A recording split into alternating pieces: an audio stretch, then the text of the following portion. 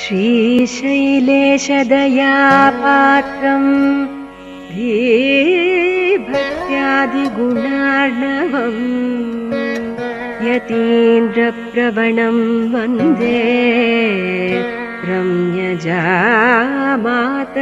मुनिम्. திருக்குறுகை பெருமான் தன் திருத்தாள்கள் வாழிய திருவான திருமுகத்து செவ்வி என்னும் வாழிய இருக்குமொழி என் நெஞ்சில் தேக்கினான் வாழிய எந்தைய திராச கிரைவனார் வாழிய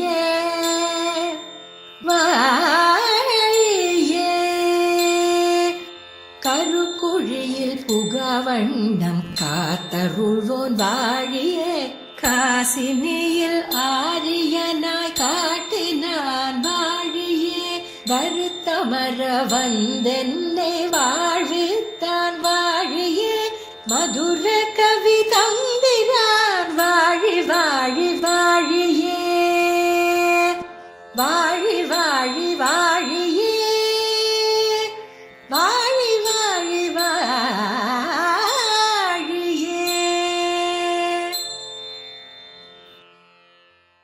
श्रीशैलेश दयापात्रं दीभक्त्यादिगुणार्णवम् यतीन्द्रप्रवणं वन्दे रम्यजामातरं मुनिम्. रम्यजामातृयोगीन्द्रपादरेखामयं सदा तदा यत्तात्मसत्तादिं रामानुजमुनिं भजे. கருவிருத்த குழிநீத்தபின் காமக் கடுங்குழி வீழ்ந்து ஒருவிருத்தம் புக்குழலுருவீர் உயிரின் பொருள்கட்கு ஒருவிருத்தம் புகுதாமல் குறுகையர்கோன் உரைத்த திருவிருத்தத் தோரடி கத்திரீர் திருநாட்டகத்தே. ஸ்ரீமத் பரமஹம்சேத்யாதி யதுகிரி யதிராஜஜியர் சுவாமியினுடைய திருவடிவாரத்திலே தண்டவத் பிரணாமங்களைச் செய்து கொண்டு திவ்ய பிரபந்த தாரா என்கிற இந்த உபன்யாசத் தொடரிலே நாம் திருவிருத்தம் என்கிற இந்த அருளிச் செயலின் அர்த்த விசேஷங்களை அனுபவித்துக் கொண்டு வருகிறோம். அதன் மத்தியிலே அடியனையும் ஒரு பொருளாக மதித்து வாய்ப்பளித்தமைக்கு கிருத்தஜதைகளை தெரிவித்துக் கொண்டு இன்று 61ஆம் பாசுரத்திலிருந்து 65ஆம் பாசுரம் வரை உள்ள அர்த்த விசேஷங்களை அனுபவிப்பதற்காக இறங்குவோம். திருவிருத்தம் என்பது நம்மாழ்வாரினுடைய முதல் திவ்ய பிரபந்தம். ஆழ்வாருக்கு மயர்வர மதிநலம் அருளப்பெற்ற பிறகு ஆழ்வார் திருவாய் மலர்ந்தருளி அருளிச் செய்த முதல் அருளிச் செயல் திருவிருத்தம் என்று கூறப்படுகிறது. தமிழ் இலக்கிய முறைப்படி இந்த திருவிருத்தமானது அகத்துரை என்கிற ஒரு இலக்கியத்தை சார்ந்து அமைக்கப்பட்ட ஒரு அருளிச் செயல். இந்த அகம் புறம் என்று தமிழ் இலக்கியங்களை இரண்டாக பிரிக்கலாம். அதாவது ஒரு நாயகன் நாயகி இருவருக்குமாக நடக்கக்கூடிய விஷயங்களை எடுத்து அதை பற்றி பேசக்கூடிய நூல்கள் அகநூல்கள் என்று கூறப்படுகின்றன. அது இல்லாமல் ராஜநீதி போர் முதலானவற்றையெல்லாம் பேசக்கூடியது புறநூல்கள் என்று கூறப்படுகின்றன. இதிலே இந்த அகநூல்களிலே அகத்துறைகள் என்று ஒரு நாயகன் நாயகியை முதலிலே பார்த்தல், அவளோடு பேசுதல் என்ன, இந்த மாதிரி பற்பல துறைகளை நெறிப்படுத்தி வைத்துள்ளார்கள் தமிழர்கள். அப்படி இருக்கக்கூடிய இந்த துறைகளை முறைப்பட பாடுதல்னு நிறைய கோவை நூல்கள் அப்படின்னு எழுந்திருக்கிறது தமிழ் கிரந்தங்களிலே. இந்த கோவை நூல்கள் தாம் என்ன செய்யும் என்றால், இந்த நாயகன் நாயகியை பார்ப்பது முதலாக காட்சின்னு ஆரம்பித்து அது முதலாக எல்லாவற்றையும் கிரமேண பேசும். இந்த திருவிருத்தமும் அதுபோலே இருக்கக்கூடிய ஒரு நூல்தான். இருந்தாலும் இந்த திருவிருத்தத்திலே நாயகன் நாயகி ஆகிற பராங்குஷ நாயகிக்கும் எம்பெருமானுக்கும் நடக்கக்கூடிய செயல்கள் எல்லாம் கிரமேண பேசப்படவில்லை. இப்ப முதலிலே பார்த்தல் அப்புறம் பேசுதல், இந்த மாதிரி ஒரு கிரமமே இல்லாமல் இதிலே ஆங்காங்கு சிதறி கிடக்கின்றன அகத்துறைகள் எல்லாம். இதற்கு காரணம் என்னன்னு பார்த்தோமாகில், நம்பிள்ளை மகாச்சாரியர் ஓரிடத்திலே அருளி செய்கிறார், இதுல கிரமேண இருக்க வேண்டும்ங்கிற அவசியம் இல்லை. ஏதோ ஒரு இடத்துல இருந்தால் போரும். அது மட்டுமின்றி மற்ற பேர்லாம் எழுத வேண்டும் என்று ஒரு சங்கல்பித்துக் கொண்டு பௌருஷேயமாக அவர்கள் இச்சைப்படி கிரமேண எழுதுகிறார்களே ஒழிய ஆழ்வார் அதுபோலே சங்கல்பித்து எழுதிய நூல் இல்லை திருவிருத்தம். இது திராவிட வேதமாக இருக்கிறபடியினாலே அப்பௌருஷேயமான நூல். எம்பெருமான் எப்படி அனுபவத்தை கொடுக்கிறானோ அந்த அனுபவத்தை அப்படியே பெற்றுக்கொண்டு அத்தை பிரபந்தமாக அருளி செய்து வைத்தமையால் எம்பெருமான் கொடுத்த அனுபவம் அந்த கிரமத்திலேதான் இங்கு பாசுரங்கள் அமைய பெற்றிருக்குமே தவிர இலக்கண முறைப்படி இவ்விடத்திலே பாசுரங்கள் அமைய பெற்றிருக்க வேண்டும் என்கிற நிர்பந்தம் இல்லை என்றும் பூர்வாச்சாரியர்கள் காட்டுகிறார்கள். ஆகையாலே பற்பல அகத்துரைகளை தமக்குள்ளே கொண்டு அது மட்டும் இல்லாமல் ஸ்ரீ வைஷ்ணவர்களையும் பற்பல இடங்களிலே தலைமக்களாக கொண்டு அது மட்டுமின்றி ஆழ்வார் தாமான தசையிலும் அருளி செய்யக்கூடிய பாசுரங்களையும் தமக்குள்ளே கொண்டு இருக்கக்கூடிய ஒரு அத்விதீயமான கிரந்தம்தான் திருவிருத்தம் என்று கூறப்படுகிறது. இது கட்டளை கலித்துறை என்கிற இந்த யாப்பின்படி அமைக்கப்பட்டிருக்கிறது. ஆகையாலே இதை இயற்பாவிலே சேர்த்தருளினார் ஸ்ரீமன் நாதமுனிகள். இப்படி இயற்பாவுக்குள்ளே இருக்கக்கூடிய ஒரு கிரந்தமான இந்த திருவிருத்தத்தின் அர்த்த விசேஷங்களை நாம் கிரமமாக பார்த்து கொண்டு வருகிறோம். அதில் இன்று 61வது பாசுரம் தொடங்கி நாம் அனுபவிக்க வேண்டும். 61ஆம் பாசுரம். வாசகம் செய்வது நம்பரமே தொல்லை வானவர்த்தம் நாயகன் நாயகரெல்லாம் தொழுமவன் ஞாலமுத்தும் வேயகமாயினும் சோராவகை இரண்டே அடியால் தாயவன் ஆய்க்குலமாய் வந்து தோன்னித்து நம்மிரையே என்று பாசுரம். இதற்கு முந்தின பாசுரத்திலே முலையோ முழுமுத்தும் போந்தில என்கிற இந்த பாசுரம் ஆழ்வாரினுடைய பிராப்தி துவரையை கூறக்கூடிய பாசுரம். இந்த 61வது பாசுரம் நாயகனுடைய சீலம் புகழ்தல் என்கிற இந்த துறையிலே சேரும் என்று உரையிலே இதற்கு வியாக்கியானம் காட்டப்பட்டிருக்கிறது. அதாவது பராங்குஷ நாயகி அவளுக்கு உண்டான அந்த பிராப்தி துறை அதை பார்த்து அவளுடைய பந்துக்கள் சுகൃத்துக்கள் என்ன பண்ணான்னா உபய விபூதிக்கும் நாயகனாக இருக்கக்கூடிய சர்வேஸ்வரன், இந்த சர்வேஸ்வரன் ஆசிரிதருக்கு எளியனாக கட்டவும் அடிக்கவும் ஆம்படி கண்ணனாய் வந்து அவதரித்தான். இப்படி உயர்ந்தவன் இப்படி எளியனாய் வந்து அவதரித்த அந்த பிரகாரத்தை நம்மால பேசப்போமோ? அது வாசாமகோச்சரம் என்று எம்பெருமானினுடைய சௌலபியத்தை சொல்லி பிராட்டியை இந்த பராங்குஷ நாயகியை ஆஸ்வசிப்பிக்கிறார்கள். அந்த பிரகாரத்தை சொல்லக்கூடியதுதான் இந்த 61வது பாசுரம். ஆக இப்படி தோழி நாயகன் பெரியவனே ஆகிலும் அவன் நமக்கு எளியனாய் வருவான் என்று தோழியானவள் நாயகனினுடைய சீலத்தை புகழ்ந்து பேசக்கூடிய பாசுரமாக இது அமைகிறது என்று இதற்கு அவதாரிகையிலே காட்டுகிறார்கள். ஆகையாலே உரைப்படி இது தோழி பாசுரம். ஆனால் ஈட்டிலே நம்பிள்ளை அருளி செய்த வியாக்கியானத்திலே அவ்வாறாக இது குறிப்பிடப்படவில்லை. நம்பிள்ளை வியாக்கியானத்தின்படி பார்த்தோமாகில் திருத்தாயார் பெருமான் மலையோ திருவேங்கடம் என்று முந்தின பாசுரத்திலே அருளி செய்தாள். இப்ப மயங்கி கிடக்கிறாள் பராங்குஷ நாயகி. அவளுடைய திருத்தாயார் எம்பெருமானினுடைய திருமலை திருவேங்கடம் என்று அந்த திருவேங்கடத்தின் திருநாமத்தை கேட்ட அந்த மாத்திரத்திலே இந்த பெருமான் மலையோ திருவேங்கடம்னு பராங்குஷ நாயகி ஒரு முறை கூறினாள். அத்தை திருத்தாயார் மற்றொரு முறை அனுபாஷித்தாள். இந்த மாதிரி என் மகளானவள் எப்பொழுதும் திருவேங்கடம் திருவேங்கடம்னே கூவிக்கொண்டிருக்கிறாள்னு அனுபாஷித்தாள். ஆகையாலே இந்த பிராட்டியான தசை போய்விட்டது பராங்குஷ நாயகிக்கு. இந்த திருவேங்கடம் என்று சொன்ன அந்த பாசுரத்தினாலேயே பிராட்டி தசை போய் தாமான தசையை பிராபித்தார் ஆழ்வார். இப்ப ஆழ்வார் தாமான தசையிலே இருந்து கொண்டு உணர்ந்து இருக்கிறார். இப்ப ஆழ்வார் உணர்ந்திருந்தாராகில் ஆழ்வார் எங்கு இழிவர், ஆழ்வார் எத்தை அனுபவிப்பர்னு நாம் பார்த்தோமாகில் ஆழ்வாருக்கு இழியும் துறை கிருஷ்ணாவதாரம் இரேன்னு அருளி செய்கிறார்கள். இப்ப ஆழ்வாரானவர் எப்பொழுதும் கிருஷ்ணாவதாரத்திலேதான் இழிந்து கிடப்பர். அங்கேயே ஆழங்கால் பட்டு அதனுடைய சௌலபியத்தை அனுசந்தித்து எத்திரம்னு மோகித்து கிடக்கக்கூடிய ஆழ்வார் ஆயித்தே. 6 மாத காலம் எத்திரம்னு நினைத்து எம்பெருமானின் சௌலபியத்திலே அகப்பட்டு கிடந்த ஆழ்வார் மறுபடி அந்த சௌலபியத்திலேயே இறங்குகிறார். அந்த சௌலபியத்திலே இறங்கி அந்த சௌலபியத்தை புகழ்வது நமக்கு பரமோ, நம்மாலே முடியுமோ என்று ஆழ்வாரானவர் தாமான தசையிலே அருளி செய்யக்கூடிய பாசுரமாக இவ்விடத்திலே இந்த பாசுரம் வியாக்கியானம் செய்யப்படுகிறது நம்பிள்ளை மகாச்சாரியராலே.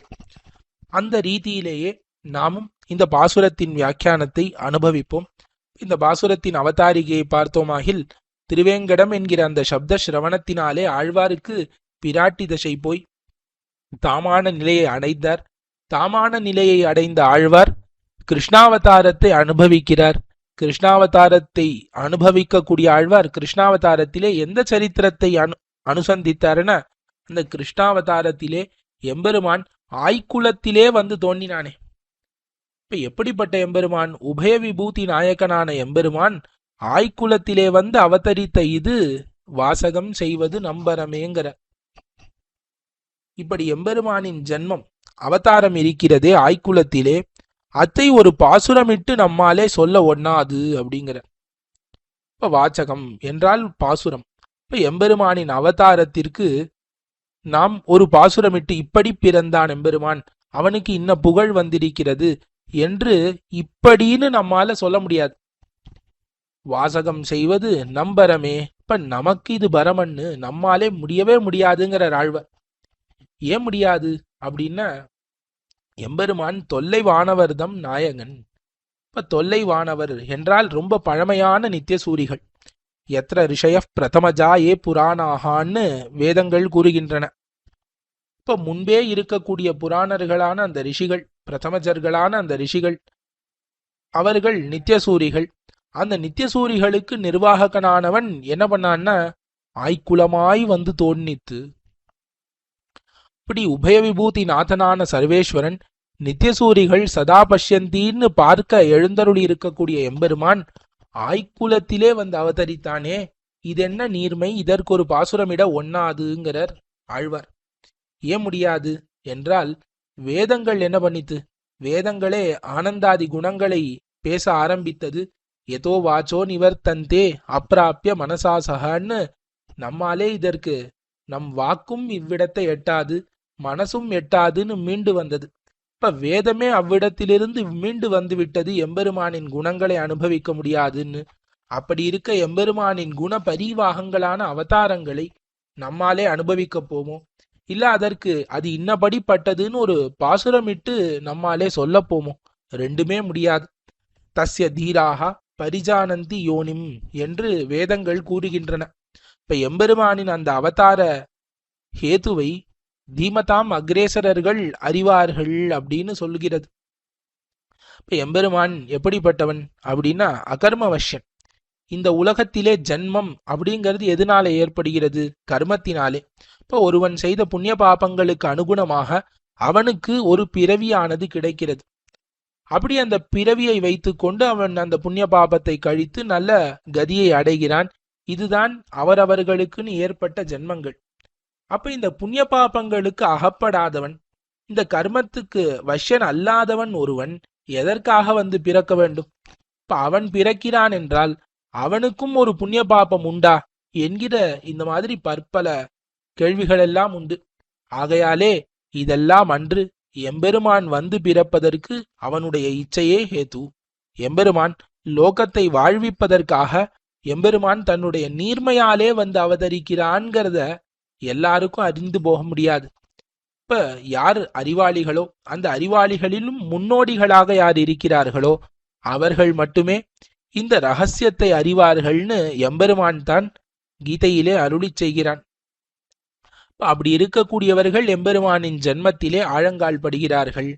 எம்பெருமான் கீதையிலே அவனே அருளி செய்தான். சர்வஜன் இல்லவா அவன்? அவன் அறியாதது ஒண்ணுமில்லை. அப்படி இருக்கக்கூடிய அவனே அவனுடைய ஜென்மத்தை பத்தி கூறும்பொழுது ஜென்ம கர்மச்ச மே திவ்யம் என்று அருளி செய்தான். அது இன்னபடின்னு சொல்ல முடியாது, அது திவ்யமானது. அப்ப அதை வார்த்தையிட்டு இதற்கு மேல வேற எதுவும் சொல்ல முடியாது. பரம்பாவம் அப்படின்னு அருளி செய்தான். இது ஒரு உயர்ந்த பாவம்னு சொல்லலாம், அவ்வளவுதான். இது ஒரு பரமான பாவம், இது பரம், இது திவ்யம் என்கிற இந்த வார்த்தைகளை இட்டு பொதுவாக சொல்லலாமே ஒழிய அது இன்னபடிப்பட்டது. நித்தியசூரிகளுக்கு நிர்வாகனானவன், அகர்மவசியனாக இருக்கக்கூடியவன், லோகானுகிரகார்த்தமாக நீர்மையினாலே இங்கு வந்து அவதரிக்கிறான்னு அந்த நீர்மையை நினைத்து பார்த்து அந்த நீர்மை இன்னபடிப்பட்டதுன்னு ஒருவராலும் அளந்து அதற்கு ஒரு பாசுரம் இட முடியாதுங்கிறது தான் இதுல தாத்பரியம். எம்பெருமானே பாசுரம் இடணும்னு நினைத்தாலும் திவ்யம் பரம் என்று இந்த மாதிரி சாமான்யமான வார்த்தைகளை சொல்லலாமே ஒழிய குறிப்பிட்டு ஒரு இன்னபடிப்பட்டதுன்னு சொல்ல முடியாது. ஆழ்வார் எம்பெருமானிலே முடியாதுன்னு, ஆழ்வார் எப்படிப்பட்டவர்னா எம்பெருமானினுடைய சௌலபியம்ங்கிறத நினைத்தாராகில் எத்திரம்னு மோகித்து கிடக்கக்கூடிய ஒரு பிரகிருதி. 6 மாத காலம் அந்த சௌலபியத்தை நினைத்து நினைத்து மோகித்து கிடக்கக்கூடியவர், சௌஷீல்யத்தை நினைத்து நினைத்து ஆழங்கால் படக்கூடியவர். அவர் திருவாக்காலே இந்த நீர்மையை அனுசந்தித்து அதற்கு ஒரு பாசுரம் இடுவாருங்கிறது நடக்காது. இப்ப ஆழ்வாராலும் முடியாது, எம்பெருமானாலும் முடியாது. நித்தியசூரிகளை பார்த்தால் நித்தியசூரிகளுக்கு இந்த நீர்மையிலே அன்வயமே இல்லாதபடினாலே அவர்களுக்கும் முடியாது. இப்ப யாராலும் இந்த எம்பெருமானின் நீர்மைக்கு ஒரு பாசுரம் இட முடியாது. ஆகையாலே வாசகம் செய்வது நம்பரமே, ஆய்குலமாய் வந்து தோன்னித்து நம்மிரையேன்னு ஆழ்வார் அருளி செய்கிறார். இந்த சௌலபியமானது எப்பொழுது நெஞ்சிலே படும்னா, மேன்மை நெஞ்சிலே பட்டால்தான் இந்த சௌலபியமும் படும். இப்ப எவ்வளவு உயர்ந்தவன் எவ்வளவு தாழ நின்னான் என்கிற இந்த இரண்டையும் சேர்த்து அனுசந்திக்கும் பொழுது அல்லவா சௌலபியமானது நெஞ்சிலே ஊன்னி கிடக்கும். ஆகையாலே அத்தை காட்டுகிறார் எம்பெருமானின் மேன்மையை. தொல்லை வானவர்தம் நாயகன், இப்ப நித்தியசூரிகளுக்கும் நாயகனாக இருக்கக்கூடியவன். அது மட்டும் இல்ல, நாயகரெல்லாம் தொழும் அவன். இப்ப தொல்லை வானவர்தம் நாயகன்கிறதுனால நித்திய விபூதிக்கு நிர்வாககன்னு சொன்னார். நாயகரெல்லாம் தொழுமவன் என்கிற இந்த அடியினாலே இந்த லீலா விபூதிக்கு நிர்வாககன் என்று அருளி செய்கிறார். இங்கு நாயகர்னு யார் யாரெல்லாம் பேர் வைத்து கொண்டு இருக்கிறாரோ இவருக்கு தேவர்கள் உண்டு, பிரம்மாதிகள். இப்ப இந்த சதுர்தச புவனங்களுக்கும் நான் தான் நிர்வாககன் அபிமானத்தை வைத்து கொண்டிருக்கக்கூடிய பிரம்மா சிவன் முதலானவர்கள் எல்லாம் அந்த அபிமானத்தை விட்டுவிட்டு நாயகர் எல்லாம் தொழுமவன் எம்பெருமானை வந்து தொழா நிற்பர்கள். இந்த தேவர்களுக்கெல்லாம் அமரர்கள்னு பேரு. இவர்கள்லாம் எப்படிப்பட்டவர்கள்னா பிறக்கவே மாட்டாளாம், இவர்களுக்கு மரணமே கிடையாது. அப்படி இருக்கக்கூடியவர்கள் வந்து என்ன பண்ணுவான்னா, எம்பெருமான் அவதரித்து வந்து பிறந்தால் இவன் திருவடியிலே விழுந்து கிடப்பார்கள். இப்ப நமக்கு பிறவியே வேண்டான்னு இருக்கக்கூடியவர்கள், எல்லாருக்கும் பிறவியை கொடுக்கக்கூடிய பிரம்மா முதலான தேவர்கள் கூட இந்த கண்ணனாய் வந்து பிறக்கக்கூடிய எம்பெருமான் திருவடிகளை ஸ்தோத்திரம் பண்ணி நிற்பர்கள். மனுஷர் கண்ணுக்கு கூட எட்டாதவர்கள். ராவணவதம் முடிந்த பிறகு பெருமாள் விஜய்களாக வில்லும் கையுமாக நிற்கக்கூடிய அந்த சன்னிவேஷத்திலே நேரா வந்து எம்பெருமானை ஸ்தோத்திரம் பண்ணார்கள்னு ஸ்ரீராமாயணத்திலே பார்க்கிறோம்.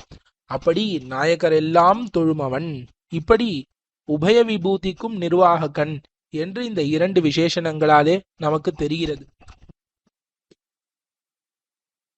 ஞாலமுத்தும் அடுத்தது எம்பெருமானினுடைய மேன்மையையும் சௌலபியத்தையும் ஒருங்கே காட்டக்கூடிய ஒரு விஷயம் திரிவிக்ரமாபதானம். அதை அருளி செய்கிறார். ஞாலமுத்தும் என்று தொடங்கி இந்த ஞாலம் முழுவதையும் ஒரு கோல் குத்து நிலம், ஒரு குண்டூசி குத்தர நிலம் கூட விடாத அளவுக்கு எம்பெருமான் அளந்து கொண்டான் 2 அடியாலே. இது எப்படி இருக்குன்னா, துரியோதனன் இருக்கானே, பாண்டவர்களுக்கு ஒரு குண்டூசி நிலம் கூட நான் கொடுக்க மாட்டேன்னு சொன்னான். ஒரு கோல் குத்து நிலம் கூட நான் தரமாட்டேன் பாண்டவர்களுக்குன்னு எப்படி சொன்னானோ துரியோதனன், அந்த மாதிரி எம்பெருமான் என்ன பண்ணா, இது இந்திரனினுடைய நிலம், மகாபலிக்கு ஒரு கோல் குத்தும் விடேன் என்று ஒரு துரியோதனனை போல ஒரு நிலத்தை கூட பாக்கி இல்லாம 2 அடியால் தாயவன். இப்ப 3 அடியை இறந்தான். அந்த 3 அடியை 2ஆக ஆக்கி எம்பெருமான் 2 அடியாலே இத்தை அளந்து கொண்டான். மீதி 1 அடி அவனை சிறையிடுகைக்காக வைத்து கொண்டான். இப்படி இருக்கக்கூடிய எம்பெருமான் என்ன பண்ணான்னா, ஆய்குலமாய் வந்து தோன்னித்து நம்மிரையே. இப்போ ஒவ்வொரு விசேஷணங்களை அனுசந்தித்து பார்த்தால் எம்பெருமான் திருவிக்கிரமனாக உலகத்தையெல்லாம் அளந்து கொண்டான். இப்படி உலகத்தையெல்லாம் தன் கால் கீழே இட்டு கொண்டவன். அந்த கால் கீழே துகையுண்ட ஒரு பதார்த்தம், அவன்தானே வசுதேவன். வசுதேவருக்கு குமாரனாக நந்தன் மகனாக வந்து அவதரித்தான் அப்படின்னா இது என்ன நீர்மை? இதற்கு ஒரு பாசுரம் இட முடியுமா? இப்ப தன் கால் கீழே துகையுண்ட ஒரு பதார்த்தத்திற்கு தானே புத்திரனாக வந்தான் என்றால் இதற்கு ஒரு பாசுரம் நம்மாலே சொல்ல முடியாது. உபய விபூதிக்கும் நிர்வாககனாக இருக்கக்கூடியவன் அந்த உபய விபூதி அந்தர்கதனாக ஒரு சின்ன ஜென்மத்தை எடுத்துக்கொண்டானாகில் அதை நம்மாலே சொல்ல போமோ? முடியாது, எதுவுமே முடியாது. இப்படி இருக்கிறவன் எப்படி வந்தான்னா ஆய்குலமாய் வந்து தோன்னித்து. இவ்விடத்துல ஆய்குலத்திலே வந்து தோன்னித்துன்னு சொல்லியிருக்கலாம். ஆனா ஆழ்வார் எப்படி அருளி செய்தார்? ஆய்குலமாய் வந்து தோன்னித்து. ஆய்குலத்திலேயே வந்து பிறந்தான். ஆய்குலத்தின் அபிமானத்தோடையே வந்து பிறந்தான். தான் ஆய்குலம், தான் ஆயர் குலத்திலே ஒருவன்கிற அந்த அபிமானத்தை விடாதபடி வந்து பிறந்தான் என்பதினாலே ஆய்குலத்திலே பிறந்தான்னு சொல்லாமல் ஆய்குலமாகவே பிறந்தான் என்று ஆழ்வார் அருளி செய்கிறார். இப்ப நம்பிள்ளை அழகாக காட்டுகிறார். இந்த சம்சாரத்திலே இருக்கக்கூடியவர்கள் அவனுக்கு ரொம்ப அஞ்ஞானம்தான் எப்பொழுதும் இருக்கும். அப்படி இருக்கக்கூடிய எவனோ ஒருவனுக்கு கொஞ்சம் விவேகம் வந்தால், கொஞ்சம் விவேகம் சாஸ்திரங்களினாலே பகவத் அனுகிரகத்தினாலே அல்பம் விவேகம் உண்டானாலே அவன் என்ன பண்ணிடுவான்னு அபிஜன வித்யா விருத்தங்களாலே வரக்கூடிய இந்த அபிமானத்தை கீழே விட்டுருவான். ஐயோ நமக்கு அபிமானம் ஆகாது, நமக்கு அகங்காரம் ஆகாது, நாம் பிறப்பாலே அகங்காரப்படக்கூடாது, நாம் கல்வியாலே அகங்காரப்படக்கூடாது, நாம் நம்முடைய விருத்தத்தினாலே அகங்காரம் படக்கூடாதுன்னு ஒரு சின்ன விவேகம் உண்டானால் சாஸ்திராபியாசத்தினாலே அவன் என்ன பண்ணுவான்? இதை விடுவான். இப்ப கொஞ்சூண்டு அல்ப ஞானம் உண்டானாலே விடக்கூடிய ஒரு விஷயம் என்னதுன்னா ஒரு பிறப்பாலே வரக்கூடிய அபிமானம் என்பது. ஆனால் சர்வஜனாக இருக்கக்கூடியவன் எம்பெருமான் என்ன பண்றான்னா அவனுக்கு எவ்வளவோ குணங்கள் இருக்கு. அபகத பாப்மா என்று தொடங்கி எவ்வளவோ குணங்களை வேதங்கள் அவனுக்கு சொல்கிறது. தான் எந்த கர்மத்துக்கும் அகப்படாதவன், தான் எந்த ஒரு தீய குணமும் இல்லாதவன் என்று இப்படியெல்லாம் வேதம் சொல்லி இருக்க செய்தே அவன் அதையெல்லாம் என்ன பண்ணான்? எல்லாத்தையும் விட்டுட்டான். எம்பெருமான் அத்தையெல்லாம் விட்டுட்டு நான் ஆய்குலத்திலே ஒருவன் என்று அந்த குலத்திலே பிறந்ததால் உண்டான அபிமானத்தை கை கொண்டு இதற்கு மேல ஒன்னும் தெரியாது, ஹம்வோ பாந்தவோ ஜாத்தகான்னு இத்தை காட்டிலும் எனக்கு தெரியாது, நான் ஒரு ஆயர் பிள்ளை, நான் இந்த ஆய்ப்பாடியிலே இருக்கக்கூடிய நந்தன் மதலை என்று இத்தை காட்டிலும் ஒன்னும் அறியாதவனாக வந்து பிறந்தான். ஜக்ஞே விஷ்ணு சனாதனஹா என்று ஸ்ரீராமாயணத்திலே கூறினார்கள். எம்பெருமானானவன் விஷ்ணுவாக இருக்கக்கூடியவன், சனாதனனாக இருக்கக்கூடியவன். எம்பெருமான் மட்டும் பழையவன் கிடையாது, எம்பெருமான் மட்டும் பிறப்பில்லாதவன் கிடையாது. எம்பெருமானை பற்றினவர்களை கூட பிறப்பில்லாமல் ஆக்கக்கூடியவன் எம்பெருமான். இப்ப தன்னை பற்றினவர்களையும் பிறப்பில்லாமல் ஆக்கக்கூடிய எம்பெருமான் வந்து இங்கு பிறக்கிறான் அப்படின்னா இதற்கு ஒரு பாசுரம் இடப்போமோ? வாசகம் செய்வது நம்பரமே. அதுவும் பிறக்கும் பொழுது எல்லாரும் விடக்கூடிய அந்த ஆபிஜாத்தியம் அபிஜன அபிமானத்தை விடாமல் தான் ஆய்குலத்திலே ஒருவன், தான் ஆய்குலத்திலே ஒரு அந்தர்பூதன் அந்த அபிமானத்தோடு வந்து இத்தை காட்டிலும் ஒன்றும் தெரியாதபடி வந்து பிறக்கிறானே, இது ஒரு விசேஷம். இதற்கொரு பாசுரம்னு நம்மாலே இடப்போகாதுன்னு ஆழ்வார் அத்திலே ஆழங்கால் பட்டு நிற்கிறார். வந்து தோன்னித்து ஆவிர்பூதம் என்று ஸ்ரீ விஷ்ணு புராணத்திலே பராசர பகவான் அனுபவித்தது. எம்பெருமான் வந்து தோன்றினான், இங்கு பிறக்கவில்லை. அப்ப சனாதனனாக இருக்கக்கூடியவன் இவ்விடத்திலே ஆவிர்பூதம் மகாத்மனான்னு வந்து ஆவிர்பவித்தான். அத்தை இவ்விடத்திலே வந்து தோன்னித்துன்னு காட்டுகிறார் ஆழ்வார். இரண்டே அடியால் தாயவனான நம்மிறை நம்முடைய சுவாமியானவன் ஆய்குலமாய் வந்து தோன்னித்து. இப்ப ஆய்குலத்திலே வந்து அவதரித்தானே, வாசகம் செய்வது நம்பரமே. இப்படி இருக்க எம்பெருமானினுடைய சௌலபியத்தை அனுசந்தித்து அதற்கு ஒரு பாசுரமிட்டு எம்பெருமானே ஜென்ம கர்மச்சமே திவ்யம்னு சொல்லக்கூடிய அந்த ஜென்மத்தை பத்தி நம்மாலே ஒரு பாசுரமிட்டு அருளி செய்ய போவோன்னு எம்பெருமான் இப்படி கண்ணனாய் வந்து அவதரித்த இத்தை ஆழ்வார் இந்த பாசுரத்தினாலே அனுசந்தித்தார். இது 61வது பாசுரம். 62ஆம் பாசுரம். இறையோ இறக்கினும் ஈங்கோர் பெண்பால் எனவும் இறங்காது, அறையோ எனனின் அதிரும் கருங்கடல் ஈங்கிவள் தன் நிறையோ இனி உன் திருவருளாலன்னிக் காப்பரிதால் முறையோ அரவணை மேல் பள்ளி கொண்ட முகில்வண்ணனே என்று ஒரு அழகான பாசுரம். இதற்கு உரையிலே எப்படி வியாக்கியானம், எப்படி அவதாரிக்கைன்னு பார்த்தோமாகில், எம்பெருமான் ஆஷ்ரித சுலபனாக கண்ணனாக வந்து அவதரித்தான்னு முந்தின பாசுரத்திலே அனுபவித்த ஆழ்வார். அதற்கு மேல எம்பெருமான் சடக்குன்னு கிடைக்கல. கண்ணனாய் வந்து சுலபனாக இருந்தாலும் என்ன, ஆழ்வாருக்கு இப்ப கிடைக்கலே. ஆகையாலே ஆழ்வாருக்கு லபிக்கைக்கு உறுப்பாக எம்பெருமான் காணாமையாலே ஆழ்வார் மிகவும் ஆர்த்தியோடு இருக்கிறார். ஆர்த்தியோடு அதற்கு மேல சம்சார சாகர கோலாகலம், இந்த சம்சார சாகரத்தை கண்டு அஞ்சி ஆழ்வாருக்கு பிறந்த அந்த சைத்தில்யத்தை கண்ட சுகுர்த்துக்கள் புலம்பி உரைக்கக்கூடிய பாசுரமாக இது இருக்கிறது. அது இந்த சம்சார சாகரத்தின் ஸ்தானத்திலே ஒரு கருங்கடல், ஒரு கடல். இப்ப கடலுக்கு ஆத்தாத தலைவி. இப்ப அந்த கடலோசையை கண்டு அதற்கு ஆத்தாத ஒரு தலைவியானவள், அந்த தலைவியினுடைய தளர்த்தியை கண்டு தோழியானவள் புலம்பி உரைத்தல் என்கிற அந்த பாசுரத்திலே தோழி பாசுரமாக இத்தை வியாக்கியானம் பண்ணுகிறார்கள். ஆனால் நம்பிள்ளையினுடைய வியாக்கியானங்களிலே இது திருத்தாயார் பாசுரமாக கூறப்பட்டிருக்கிறது. திருத்தாயார் பாசுரம்.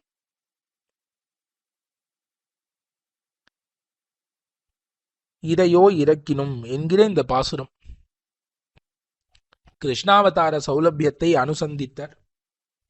அனுசந்தித்த உடனே ஆழ்வார், அவதார காலத்திலே நான் இல்லையே, இப்ப கண்ணன் வந்து இப்படி அவதரித்தான்னு சொன்ன உடனே அந்த சமயத்துல நான் அனுபவிப்பதற்கு அங்கு பிறக்கவில்லை, தான் அங்கு இல்லையேன்னு ஆழ்வாருக்கு ஆத்தாமை பிறந்தது. ஆத்தாமை வந்த உடனே என்ன ஆயிடுத்து, ஆழ்வார் ஒரு பிராட்டி தசையை வந்து பிராபித்தார். இப்ப கலந்து பிரிந்தாள் ஒரு பிராட்டி. இப்ப எம்பெருமானோடு சேர்ந்து அவனை விட்டு பிரிந்த ஒரு பிராட்டியின் தசையை ஆழ்வார் அடைந்தார். இப்படி அடைந்த ஆழ்வார் என்ன ஆனார்னா மோகித்து கிடக்கிறார். ஆழ்வாரால எதுவுமே பண்ண முடியல. இப்ப ஆழ்வாரினுடைய மோகம், இந்த தசையானது கைமீறி போனது.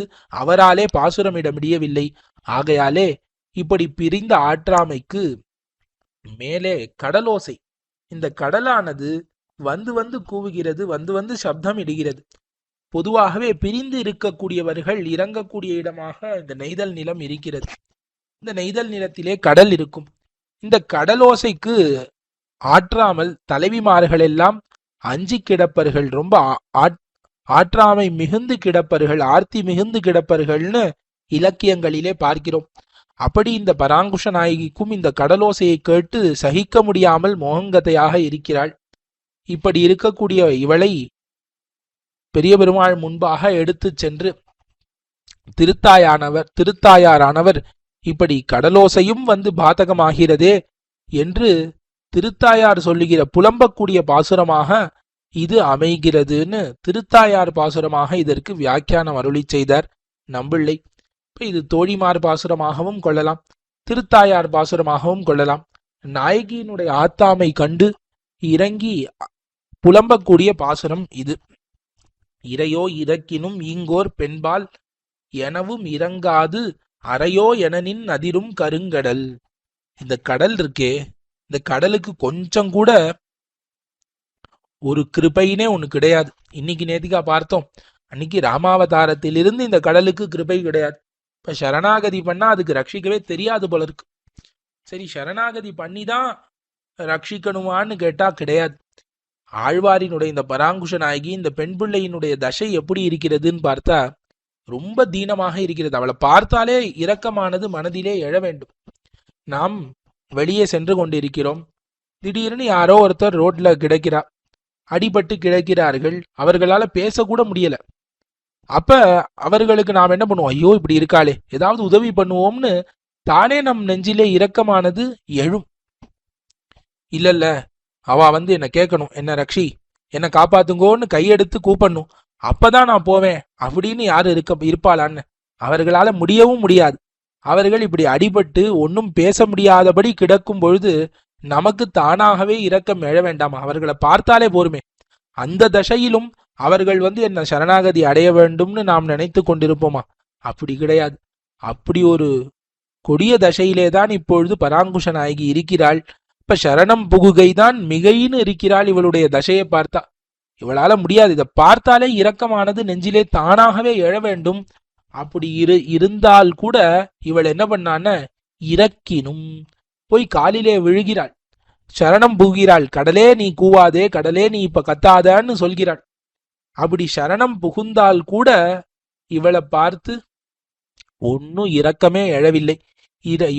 இறக்கினும் ஈங்கோர் பெண்பால் எனவும் இறங்காது. சரி, சரணாகதி பண்ணான்னு வேண்டாம். இவள் எப்படிப்பட்டவள்னா ஒரு பெண்பால். இவள் எப்படிப்பட்டவள், புறம்பொரு புகழில்லாதாள் ஒரு அபலை அப்படின்னு அருளி செய்கிறார்கள். ஒரு பெண், ஒரு அபலை. இவளுக்கு நம்மளை விட்டா வேற யாரு புகழ், வேற யாரும் கிடையாது. இப்படி ஒரு அபலையான ஒரு பெண் வந்து இறக்கிறாளேன்னு அந்த பெண்ணுன்னு நினைத்தாவது இந்த கடலானது இறங்கலாம். அப்படியும் இல்லை, இது எதுக்குமே இறங்கவில்லை. இவளுடைய தசையை பார்த்து இறங்க வேண்டும், அதுதான் முக்கியம். அப்படியும் இறங்கவில்லை. அதற்கு மேல சரணாகதி இறக்கினும்னு சரணாகதியையும் செய்கிறாள். சரணாகதி அனுஷ்டித்தும் அந்த கடல் இறக்கவில்லை. சரி, சரணாகதிக்கு இறக்க வேண்டாம், ஒரு பெண் என்று அத்தாலே, ஒரு அபலை என்று அத்தாலேயாவது இறக்கலாம். அதுவும் இல்லை, இறங்காது. இப்ப எதுக்கும் ஒரு ஏகதேசமும் கிருபையே பிறக்கல இந்த கடலுக்கு. இப்படி இருக்கக்கூடிய இந்த கடல் அப்படியே விட்டா கூட பரவாயில்ல, மேலும் புண்படுத்துகிறது. என்ன பண்ணித்து, அறையோ எனனின் அதிரும் கருங்கடல். இங்கனே வெளியில் புறப்பட்டாயோ என்று அறையோ என்று அறை கூவுகிறார் போலே இரா நின்னதுன்னு அருளி செய்கிறார். பா, நீ வெளில வந்துட்டியா, எப்படி நீ வெளில வரன்னு பார்க்கிறேன், வா நம்ம சண்டை போடலான்னு அறையோன்னு கூப்பிடுறோம். இந்த அறையோ என்பது இருவர் யுத்தம் செய்யும் பொழுது கூப்பிடக்கூடிய ஒரு வார்த்தை, அறையோ அறையோன்னு. இப்ப இந்த கடலானது என்ன பண்ணுகிறது, நீ வெளில வந்துட்டியா, நீ எப்படி தரிக்கிறன்னு நான் பார்க்கிறேன், உன்னை முடித்து விட்டு தான் நான் அடுத்த வேலை பார்க்க போறேன்னு இந்த கருங்கடலானது அறையோங்கிறது இந்த நாயகியின் இடத்திலே அறையோன்னு சொல்லிண்டு எனனின் அதிரும் கருங்கடல். இந்த கருங்கடலானது அதிர்கிறது. அறையோ எனனின் அதிரும் கருங்கடல்னு இந்த கடலினுடைய ஓசைக்கு ஆற்றாமல் இந்த தலைவி கிடக்கக்கூடிய இந்த தசையை பார்த்தா அந்த கடல் இந்த தலைவியை ஜெயிக்க வேண்டும் என்று வேணுமென்றே இப்படி பண்ணுகிறார் போலே தெரிகிறது. இது எப்படி இருக்குன்னா, கருங்கடல் அந்த மனதிலே இருக்கிற சீற்றம் எல்லாம் வெளில தெரிகிறது. இப்போ உடம்பிலே அது கருப்பா இருக்கு, ஏன்னா அது மனது கருப்பாக இருக்கிறதுன்னு கோபத்திலே இப்படி காட்டுகிறார் நம்பிள்ளை. இப்படி இருக்கிற தசையிலே அரவணை மேல் பள்ளி கொண்ட முகில்வண்ணனேன்னு எம்பெருமானை நோக்கி கூவுகிறாள் இந்த திருத்தாயார். எம்பெருமானே, முகில்வண்ணனே, ஈங்கிவழ்தன் நிறையோ. இப்ப இவளுடைய இந்த அடக்கம் இருக்கிறதே, இது இனிமேல் யாராலும் காக்க முடியாது. இது காக்கக்கூடிய தசையை கடந்து விட்டது. இப்ப யாராலே இனிமேல் காக்க முடியும்னா, உன் திருவருளாலன்னி காப்பரிதால். இனி இந்த அடக்கத்தை காக்க வேண்டுமாகில், இந்த பிராட்டியை பிழைக்க வைக்க வேண்டுமாகில், அது உன்னுடைய திருவருளாலன்னி காப்பரிதால். இப்ப இதற்கு முன்பாக இந்த பிராட்டி எப்படி தரித்திருந்தாள்னா, எம்பெருமான் பிரணயியாக இருந்தான். எம்பெருமான் மனதிலே கொஞ்சம் அப்படி அந்த பிரணயித்துவம்ங்கிறது கிடந்தது. அது இருக்கும் வரை இந்த பிராட்டிக்கு ஒன்றும் பிரச்சனை இல்லை. இந்த பிராட்டியானவள் சத்தையோடு இருந்தாள். இனி இப்ப இருக்கக்கூடிய அவளுடைய தசை, அதை அந்த பிரணயித்துவத்தாலே கூட நான் காக்க முடியாது. எம்பெருமானினுடைய சொரூப பிரயுக்த அந்த நிருகேதுக கிருபையால் அன்றி இவளுடைய தசையானது காக்கக்கூடியதாக இல்லை. சொரூப பிரயுக்தமான நோக்கத்தால் அல்லது நோக்க ஒண்ணாதவளாய் விழுந்தது அப்படின்னு அருளி செய்கிறார். எம்பெருமான் தன்னுடைய சொரூப பிரயுக்தமாக நிருகேதுகமான கிருபையை செய்து இவளுடைய தசையை ஆத்த வேண்டும்னு திருத்தாயார் பிரார்த்திக்கிறாள். இனி இவளுடைய ஸ்திரீத்துவத்தாலே நோக்கி கொள்ளும் அளவும் கழிந்தது. இப்ப இனி இவள் தானே தன்னுடைய ஸ்திரீத்துவத்தாலே இவளுடைய தசையை நோக்கி கொள்ளும் அளவு கழிந்தது. தோழிமார் சொல்லுகிற அந்த சொல்லை கேட்கும் தசையும் கழிந்தது. தாய்மார் சொல்லுகிற சொல்லை கேட்கும் தசையும் கழிந்தது. எம்பெருமானின் அருளால் அல்லது இனி உன் திருவருள் அப்படின்னா என்ன சொல்லுகிறாள்னா, எம்பெருமான் ஒரு திருக்கண் மலர்ந்து இந்த நாய்க்கியை பார்க்க வேண்டும். அந்த ஒரு நோக்கம் எம்பெருமானினுடைய அருள், அது கிடைத்தால் போரும் இவளை காத்து விடலாம்னு திருத்தாயார் எம்பெருமான் முன்பே முறையோ அப்படின்னு நிற்கிறாள். முறையோ, இது உனக்கு முறையோ, என்ன முறையின, தத்தஸ்ய சதிருஷம் பவேத்னு இருக்க வேண்டும். எம்பெருமான் எப்ப வந்து ரட்சிக்கிறானோ அப்ப அவன் வந்து ரட்சிப்பான். அதுவரை நாம் பொறுத்து இருக்க வேண்டும்ங்கிறது தான் உண்மையான நிலை. ஆனால் அந்த நிலை இப்பொழுது கழிந்து விட்டது. இப்ப வந்து கூப்பிட்டு பெற வேண்டும் தசை வந்து விட்டது. நாமே நம் வாயாலே கூப்பிட்டுத்தான் பெற வேண்டும் என்கிற ஒரு நிலையானது இப்பொழுது எழுந்து விட்டது. இப்படி இருக்க இப்பொழுதும் நீ வராமல் இருப்பது முறையோ? அரவணை மேல் பள்ளி கொண்ட முகில்வண்ணனே. இப்ப எம்பெருமான் இந்த பாம்பனையின் மீது பள்ளி கொண்டு இருக்கக்கூடிய அழகை பார்த்தால் இன்னும் விட முடியவில்லை. சரி வேண்டாம் இவன் அப்படின்னு விட்டு போக முடியாத அளவுக்கு எம்பெருமானின் வடிவழகும் இங்க படுக்கை வாய்ப்பும் இப்படி அமைந்திருக்கிறது. அரவணை மேல் பள்ளி கொண்ட முகில்வண்ணனே, இவள் இப்படி கடின ஸ்தலத்திலே ஒன்னும் உண்ணாமல் உறங்காமல் இப்படி கிடக்க, நல்ல சொகுசான ஒரு மெத்தை அரவணை, அது மேலே தேவர் இப்படி பள்ளி கொண்டு அருள்வது இது முறையோ? முகில்வண்ணனே, எம்பெருமானே, முகில்வண்ணனாக இருக்கக்கூடியவனே, உனக்கு இது முறையோ என்று திருத்தாயார் பாசுரமாக இத்தை அருளி செய்தார் நம்பிள்ளை. 63ஆம் பாசுரம். வண்ணம் சிவந்துள வானாடமரும் குளிர் விழிய தன்மென் கமலத் தடம்போல் பொலிந்தன தாமிவையோ கண்ணன் திருமால் திருமுகன் தன்னொடும் காதல் செய்தேர் கெண்ணம் புகுந்து அடியேனோடு இக்காலம் இருக்கின்றதே.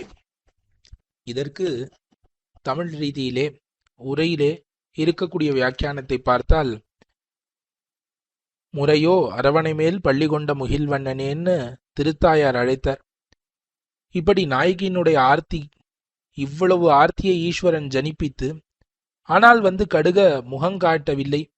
இப்படி இருக்கக்கூடிய ஈஸ்வரன் பக்கலிலே, எம்பெருமான் பக்கலிலே சுகிருத்துக்கள் ஒரு கிரௌரிய சங்கையை பண்ணுகிறார்கள். இவன் ரொம்ப கொடூரன், இவன் ரொம்ப குரூரன்னு ஒரு சங்கையை பண்ணினார்கள் சுகிருத்துக்கள். இப்படி ஒரு பெண் பிள்ளையை தவிக்க விடுவானா அப்படின்னு சொல்ல, அந்த எம்பெருமான் குரூரன் என்கிற இந்த வார்த்தையை பொறுக்க முடியாத தலைவி அவள் என்ன பண்ணுகிறாள்? தலைவியானவள் என்னுடைய திருவுள்ளத்திலே வந்து, என்னுடைய உள்ளத்திலே வந்து எம்பெருமான் தன்னுடைய திருஷ்டிபாதத்தை விழ வைத்தான் என்று அத்தை அந்த பிரகாரத்தை சுகிருத்துக்களுக்கு அறிவித்து சொல்லக்கூடிய ஒரு பாசுரமாக அமைந்திருக்கிறது. தமிழிலே பார்த்தோமாகில் தலைவன் கொடுமை, அந்த தலைவனின் கொடுமையை சொல்லி பழிப்பித்த தோழிக்கு அந்த தோழி தலைவனின் கொடுமையை சொல்லி பழிக்கிறாள். அந்த தோழியை குறித்து இயற்பட மொழிந்து இந்த தலைவனின் குணங்களை எடுத்து கூறுகிறாள் தலைவி என்று இப்படி ஒரு நிலையாக வந்து இருக்கிறது. ஈட்டிலே பார்த்தோமாகில் நம்பிள்ளை வியாக்கியானத்திலே முறையோ என்று கூப்பிட்டால், முறையோன்னு கூப்பிட்டால் அதற்கப்புறம் எம்பெருமான் ஆறி இருக்க மாட்டான், வந்து குளிர நோக்கினான். அந்த எம்பெருமானின் திருநோக்கம் திருக்கண்களை அனுபவித்து இவ்விடத்திலே பேசுகிறார். 63ஆம் பாசுரத்திலே வண்ணம் சிவந்துள என்று தொடங்கி, வண்ணம் சிவந்துள திருக்கண்கள் இருக்கிறதே அது எப்பொழுதும் செவ்வரியோடிதான் இருக்கும். சிவப்புங்கிறது திருக்கண்களுக்கு சுவாபாவிகமான ஒரு நிலம். இப்ப திடீர்னு வண்ணம் சிவந்துளன்னு எம்பெருமான் வந்து ஆழ்வாரை பார்க்கும் பொழுது இந்த வண்ணமானது சிவப்பாக மாறித்துன்னு ஆழ்வார் இப்படி கூறுகிறாரே, இதற்கு என்ன தாத்பரியம்? எப்பொழுதுமே தான் சிவப்பா இருக்கும். இப்ப ஆழ்வாரை இந்த பராங்குஷ நாயகிய கட்டாட்சித்த பிறகுதான் புதுதா இந்த சிவப்பு நிறம் வந்துதான் எம்பெருமான் திருக்கண்களுக்கு, அப்படி இல்லையே அப்படின்னு பார்த்தோமாகில் இப்படி புதிதாக சிவப்பு நிறம் ஏறிட்டு கொண்டது திருக்கண்கள்னு சொல்லுவதனால என்ன தெரியறது? இதற்கு முன்பாக இல்லை. முன்பாக இல்லைன்னா என்ன தெரியறது? அப்ப பூர்வாவஸ்தையிலே எம்பெருமான் பிராட்டியை விட்டு பிரிந்து அவனுடைய திருக்கண்களிலே ஒரு வைவர்ணியமானது இருந்தது. அது இந்த பிராட்டியை பார்த்த அந்த க்ஷணத்திலே பராங்குஷ நாயகியின் தர்சனத்தினாலே அது போனது. இப்ப சுவாபாவிகமான சிவப்பு நிறத்தை அடைந்தது என்று எம்பெருமானிடத்திலே இருக்கக்கூடிய குணத்தை, எம்பெருமானின் இடத்திலே இருக்கக்கூடிய அந்த பிரணயித்துவம், ஆழ்வாரை பிரிந்து எம்பெருமானுக்கு இருந்த ஆத்தாமையை வெளியிட்டார் வண்ணம் சிவந்துள என்கிற இத்தாலே. இப்ப எம்பெருமான் அரவணை மேல் பள்ளி கொண்ட முகில்வண்ணனேன்னு திருத்தாயார், நீர் நன்னாக கண்ணுறங்குகிறீர், நல்ல பாம்பு படுக்கையை விரித்து இவள் இப்படி தரையிலே கிடக்க நீர் கண்ணுறங்குவது நியாயமானுதானே கேட்டா. அப்படி இருக்க இப்ப வண்ணம் சிவந்துளான்னு சொன்னதுனால என்ன ஆயிடுத்து? எம்பெருமான் இவளை பிரிந்து அவன் உண்ணாது உறங்காதுன்னு இப்படித்தான் இறந்தான். ந ஜீவேயம் க்ஷணமபின்னு அருளி செய்தாரே பெருமாள். அந்த மாதிரி எம்பெருமான் இதற்கு முன்பாக இந்த படுக்கை அதிலே சுகமாக உறங்கவில்லை. ஆழ்வாரை பிரிந்த அந்த வியசனம் எம்பெருமானுக்கும் உண்டு என்பதை இத்தாலே நிரூபித்தார். வண்ணம் சிவந்துள வானாடமரும் குளிர் விழிய. இந்த குளிர்ந்த விழி இருக்கிறதே திருக்கண்கள், இந்த திருக்கண்கள்ல வானாடு முழுக்க அமர்ந்திருக்கிறது. வானுலகு எல்லாம் இங்குதான் அமர்ந்து இருக்கிறதுன்னு அருளி செய்கிறார். இப்ப இந்த வானுலகு அமர்ந்திருக்கிறதுன்னு என்ன அர்த்தம்? வானுலகு அமருகையாவது உண்டு உடுத்து வர்த்திக்கை தாரகமும் போஷகமும் போக்கியமும் எல்லாம் இவையே என்று இருக்கை. இப்ப நித்தியசூரிகளின் லோகம்தான் வானுலகு, வைகுண்ட மாநாடு. அந்த வைகுண்ட லோகம் முழுக்க எதை நம்பி இருக்கிறது? அந்த வைகுண்ட லோகத்துக்கு முழுக்க தாரகம் போஷகம் போக்கியம் இது எல்லாம் எதுன்னா எம்பெருமானின் திருக்கண்கள். இந்த திருக்கண்களை பார்த்து கொண்டுதான் இவர்கள் இந்த திருக்கண்களைத்தான் சதா பஷ்யந்தி பண்ணுகிறார்கள் போலும். ஆகையாலே வானாடமரும் குளிர் விழிய குளிர்ந்து இருக்கக்கூடிய திருக்கண்களை உடையவன் எம்பெருமான். இப்போ ஒரு லோகமே இந்த திருக்கண்களை அண்டி ஜீவித்து கொண்டு இருக்கிறது. அதற்கு மேல இந்த திருக்கண்கள் எப்படி இருந்துதான்? தன்மென் கமலத் தடம் போல் பொலிந்தன.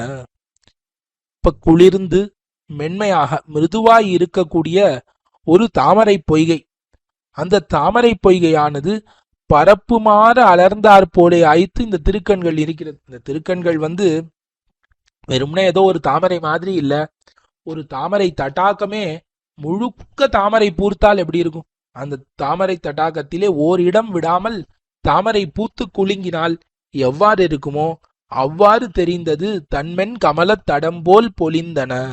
அப்படி இருக்கிறது இந்த திருக்கண்கள். தாம் இவையோ அப்படிங்கிறார். ஓ, அது இதுதானா?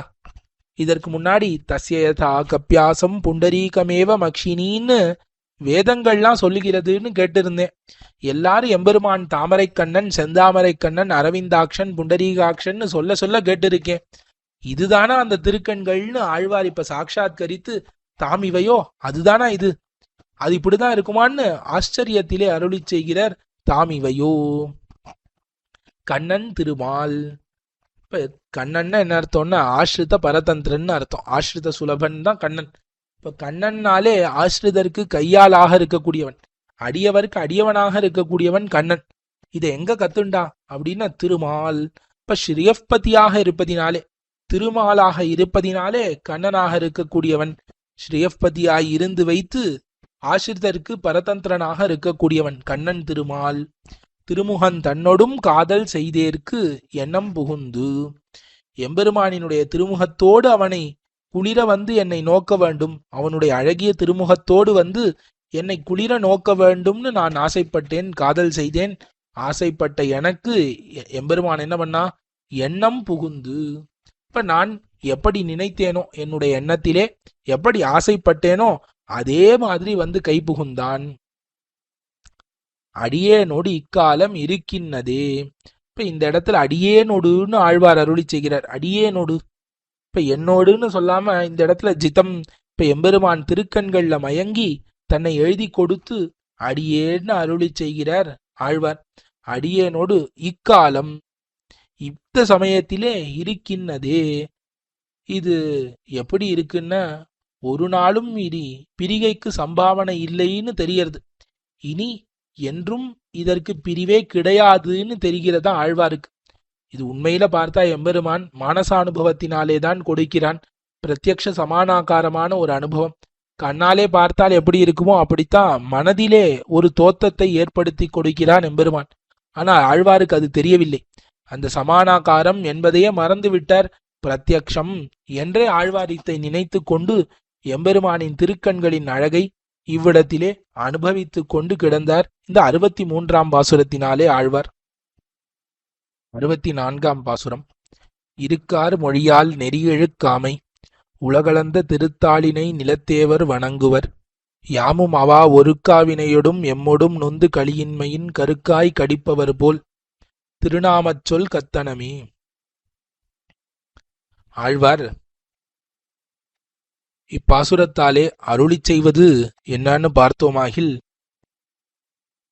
ஆழ்வார் தாம் எம்பெருமான் தன்னுடைய திருக்கண்களாலே குளிர கட்டாட்சித்தான்னு கீழே அருளி செய்தார். இப்படி என்னை ஏன் கட்டாட்சித்தான்னு ஆழ்வார் யோசிக்க ஆரம்பித்தார். உலகத்துல இந்த மாதிரி யாரையாவது கட்டாட்சித்திருக்கானான்னு பார்த்தா யாரையுமே இப்படி ஆழ்வாரை கட்டாட்சித்தது போலே விசேஷ கட்டாட்சம் பண்ணவே இல்லை. இப்ப யார் மேலையும் இல்லாத ஒரு அதிசயித்தமான ஒரு விசேஷ கட்டாட்சத்தை நம்மேலே பண்ணுகைக்கு காரணம் என்ன என்று ஆராய்ந்து பார்த்தார். ஒருவேளை நான் திருநாமத்தை சொன்னேன், எம்பெருமான் திருநாமத்தை நான் சொன்னேன், அதனாலே இருக்குமோ அப்படின்னு யோசித்து அருளி செய்யக்கூடிய பாசுரமாக இது அமைகிறது. இந்த பாசுரம் இருக்கார் மொழியால் நெறி இழுக்காமைன்னு ஆரம்பித்து, இருக்கார் மொழியால் நெறி இழுக்காமை உலகளந்த திருத்தாளினை நிலத்தேவர் வணங்குவர். இப்ப இங்க விண்ணுளாரிலும் சீரியர்னு பூசுரர்களாக இருக்கக்கூடிய சில பேர் இருக்கா, பக்திமான்கள். அவர்கள் எம்பெருமானை வணங்குவர்கள்னு அருளி செய்கிறார். எப்படி வணங்குவர்கள்னா இருக்கார் மொழியால் நெறி இழுக்காமை வணங்குவர். இருக்கிலே ஆர்ந்த மொழி இருக்கார் மொழி. இப்ப இருக்குன்னு என்ன வேதம், அந்த வேதத்திலே ஆர்ந்து இருக்கக்கூடிய சில மொழிகள் இருக்கிறது, அந்த மொழியாலே வணங்குவர். அது என்ன வேதத்திலே ஆர்ந்து இருக்கக்கூடிய மொழின்னு பார்த்தால், வேதங்களை பார்க்கும் பொழுது இப்ப யார் பார்க்கிறார்களோ அவர்களுடைய புத்தியினாலே ஏதோ ஒன்று அறகுறையா புரிந்து கொள்ளக்கூடிய பாகங்கள்னு எவ்வளவோ இருக்கும் வேதங்கள். இப்ப வேதங்களை சரியாக அறிந்து கொள்ளுதல்ங்கிறது அவ்வளவு சுலபம் அண்ணு. இப்ப யார் பிரதிபத்தி பண்ணுகிறார்களோ அவர்களுடைய புத்தி விசேஷத்தை பொறுத்து வேதங்களின் அர்த்தங்களும் மாறுபடுகின்றன. எம்பெருமானினுடைய விபூதி சொரூப ரூப குண விபூதிகளை பறக்க பிரகாசிக்கக்கூடிய பகுதிகள்லாம் வேதங்கள்ல நிறைய உண்டு. அப்படி இருந்தாலும் என்ன எடுத்து அந்த இடத்துல ஏகதேசமாக இருக்கக்கூடிய அந்த விபூதியிலே ஒரு பிரதேசமாக இருக்கக்கூடியவர்கள் பக்கலிலே இவன்தான் பரந்தேவதை அப்படின்னு சில புத்தியை பண்ணி சில பேர் கழிந்து போய் விடுவார்கள். பிரசம்சாபரமான வாக்கியம்னு சொல்லி இது எம்பெருமானை குறித்ததன்னு சும்மா பிரசம்சைக்கு சும்மா புகழ்கிறதுன்னு சொல்லக்கூடியவர்களாக இருப்பார்கள். இப்படியெல்லாம் பல பாகங்களை கழித்து விடுவார்கள் வேதங்களிலே. இப்படி என்ன பண்ணாலும் இதை கழிக்க முடியாத ஒரு பாகம்னு வேதத்திலே இருக்கும்னா நாராயண அணுவாக்கம் போன்ற பாகம், அனன்யபரமான பாகம் இது. இந்த நாராயண அணுவாக்கத்தை கொண்டு பூஜை செய்வார்கள்னு தான் இருக்காரு மொழியால் என்கிறதினாலே காட்டுகிறார்னு அருளி செய்கிறார்கள். இப்போ உத்கிருஷ்டபரமான வாக்கியங்கள் எல்லாம் இந்த நாராயண அணுவாக்கத்திலே இருக்கிறபடினாலே எம்பெருமான் தான் எல்லா சப்தங்களினாலும் போதிக்கப்படுகிறான்னு நாம் சொல்லி ஆக வேண்டும். சர்வே வேதா எத்ரைக்கம் பவந்தின்னு சொல்கிறது வேதங்களே. இப்ப எம்பெருமானிடத்திலே தான் வேத வாக்கியங்கள் எல்லாம் வந்து ஒருங்குகின்றன என்பதினாலே இந்த நாராயண அணுவாக்கம் புருஷ சூக்தம் முதலான பாகங்கள் தான் இருக்கார் மொழி. அந்த மொழியை கொண்டு என்ன பண்ணுகிறார்கள்னா நெறி இழுக்காமை, இந்த பகவத் சமாராதனம் இருக்கிறதே அந்த வைதிக மரியாதையை தப்பாமை, நெறி இழுக்காமை, எம்பெருமானுக்கு திருவாராதனமாக இதை பண்ண வேண்டும்ங்கிற அந்த வைதிக மரியாதை அதை தப்பாமல் செய்வர்கள். யாரை பூஜிப்பவர்கள்னா உலகளந்த திருத்தாளினை. எம்பெருமான் திருவுலகளந்தருளின பொழுது அவன் எப்படி இருந்தான்னு, பா நீங்கள்லாம் எம்பெருமானுடையவன்னு தெரிந்து கொள்ளுங்கள், இல்லை இதை தெரியாம விடுங்கள், என்னுடைமையை நான் விடேன்னு தானே வந்து இந்த உலகத்தை அளந்து கொண்டான். அந்த திருத்தாளினை நிலத்தேவர் வணங்குவர். இந்த நிலத்தேவர்கள் பூசுரர்களான பக்திமான்கள் ஸ்ரீ வைஷ்ணவர்கள் இதை வணங்குவர்கள் இப்படின்னு சொன்னார். சரி, அவா வணங்கட்டும், அத்தால தேவருக்கு என்னென்ன யாமும் அவா ஒரு காவினையோடும். நானும் அந்த மாதிரி பண்ணலான்னு நினைச்சேன். நான் எப்படிப்பட்டவன்னா அவர்கள் அளவுக்கு பக்தியோ கிக்தியோ ஒன்னும் கிடையாதவன், ஒன்னும் இல்லாதவன் ஆழ்வார் அருளி செய்கிறார். ஒன்னும் இல்லாதது மட்டும் இல்ல, அவா ஒரு காவினையோடும். அவாவை ஒரு காவினை. அப்ப பாப்பம் இருக்கிறது என்னிடத்துல. இந்த பாப்பம் என்ன பண்ணுகிறது, அவாவை ஒருக்க விடாமல் பண்ணுகிறது. இப்ப எனக்கு சப்தாதி விஷயங்கள்ல நிறைய ஆசை காதல் இருக்கிறது. அதை பகவத் விஷயத்திலே ஒருங்க பண்ண வேண்டும்னு நான் பார்க்கிறேன். இப்ப பகவத் விஷயத்திலே இந்த அவாவை எல்லாம் காதலை எல்லாம் பகவத் விஷயத்திலே கொண்டு வந்து ஒருங்க விட வேண்டும்னு பார்த்தால் அப்படி ஒருங்க பண்ண முடியாத அளவுக்கு வினையானது என்னிடத்திலே இருக்கிறது. அந்த வினையோடு நான் இப்படி நொந்து இருக்கிறேன். இப்படி இருப்பதொரு பாபம் இருக்கே, இத்தை அனுஷ்டிக்கைக்கு நான் ஒருத்தன் இருக்கேனே அப்படின்னு நொந்து நொந்து பண்ண வேண்டியதா இருக்கு. நான் பகவத் சமாராதனம் பண்ணா அதுக்கு மேல எப்படி இருக்கு? கனியின்மையில் கருக்காய் கடிப்பவர் போல். இந்த நெறியிழுக்காமை உலகளந்த திருத்தாளினை நிலத்தேவர் வணங்குவர்னு அவர்கள்லாம் வணங்குகிறார்களே, அவர்கள் அளவுக்கு பாக்கம் எனக்கு இல்ல. அவர்கள் அளவுக்கு பகவத் விஷயத்திலே ஒரு அனுபவமானது எனக்கில்லை. அவர்கள் அளவுக்கு ஒரு ஈடுபாடானது எனக்கில்லை. ஆகையாலே நான் எப்படி இருக்கேன்? கனி இல்லாமையாலே கருக்காய். இப்போ ஒரு பசுங்காய், இப்ப கனி கிடைக்கவே இல்லை. கனி இருந்தால் அது சுவையாக நன்னா பக்குவமானால்தான் கனி கிடைக்கும். ஆனால் கனி இல்லாதபடியினாலே சரி ஏதோ சாப்பிடணுங்கிறதுக்காக காயை கடித்து தின்பவர்கள், அது எப்படி இருக்கும்? காயை கடித்து தின்னால் அந்த மாதிரிதான் என்னுடைய அனுபவமானது இருக்கிறது. இப்ப பக்குவமானால்தான் கனியாக மாறும். அந்த நிலத்தேவர் மாதிரி ஒரு பக்குவம் இல்லாதபடியினாலே காயை கடித்து தின்னுபவர் போலே நானும், உலர்ந்த காயை கடிப்பவர் போலே நானும் என்ன பண்ணேன்னா திருநாமச் சொல் கற்றனமே. வெறும்னா ஏதோ காயை கடிக்கிற மாதிரி இந்த திருநாமத்தை ஒரு தடவை சொன்னேன். இப்ப கனியை கடித்தல்னு என்ன? அர்த்தானுசந்தானத்தோடு சேர்ந்து சொல்லுதல். காயை கடித்தல்னு என்ன? வெறும்னா இந்த திருநாமத்தை வாயால ஒரு தடவை சொல்லி வைப்போம்னு சொல்லுதல், அவ்வளவுதான். இதுல அர்த்தானுசந்தானம்ங்கிறது நமக்கு கிடையாது. இதின் உட்புகாத நிலை அதுதான் நமக்கு இருந்தது. எம்பெருமான் நிர்ஹேதுகமாக கடாட்சித்தான் அத்தனை. ஆழ்வார் கனியின்மையின் கனியின்மையின் கருக்காய் கடிப்பவர் போல் திருநாமச் சொல் கத்தனமேன்னு சொன்னதுனால இது உண்மையில இது ஹேத்து அன்று. எது ஹேத்துன்னா எம்பெருமான் நிர்ஹேதுகமாக நம்மை கடாட்சித்தான், அதுதான் ஒரே ஹேத்து என்று ஆழ்வார் தமக்கு இந்த எம்பெருமான் குளிர நோக்கினதுக்கு ஹேத்து நிர்ஹேதுக கிருபைதான் என்று காட்டி அருளினார் இந்த பாசுரத்தினாலே. 65வது பாசுரம். கத்து பிணைமலர் கண்ணின் குலம் வென்று ஓரோ கருமம் முத்துப் பயின்னு செவியோடு உசாவி உலகமெல்லாம் முத்தும் விழுங்கி உமிழ்ந்த பிரானார் திருவடி கீழ் உத்தும் உராதும் மெளிர்ந்த கண்ணாய் எம்மை உண்கின்னவே. எம்பெருமான் திருக்கண்களாலே குளிர நோக்கினான். பராங்குஷ நாயகியும் அதே போலே எம்பெருமானை தன்னுடைய திருக்கண்களாலே லஜ்ஜையோடு பார்த்தாள். இப்ப இந்த பாசுரத்தினாலே பராங்குஷ நாயகியின் திருக்கண், அந்த திருக்கண் அழகிலே ஈடுபட்ட தலைமகனானவன் அந்த திருக்கண் அழகை, அந்த திருக்கண்ணானது தம்மை நலிகிறபடியை பாங்கனுக்கு சொல்லக்கூடிய ஒரு பாசுரத்திலே இந்த பாசுரத்தை அமைத்திருக்கிறார்கள். கத்து பிணை மலர் கண்ணின் குலம் வென்று, இந்த நாயகியினுடைய கண் இருக்கிறதே அது இந்த மானினுடைய கண் குலத்தையே வென்று விட்டது. இப்ப கற்றுப்பிணை கன்றான மான், சின்ன மான், அப்ப முக்தமான மான். அந்த மானின் மலர் கண், நல்ல மலர் போலே இருக்கிற கண், இல்ல மலர்ந்து விகசிதமான கண்.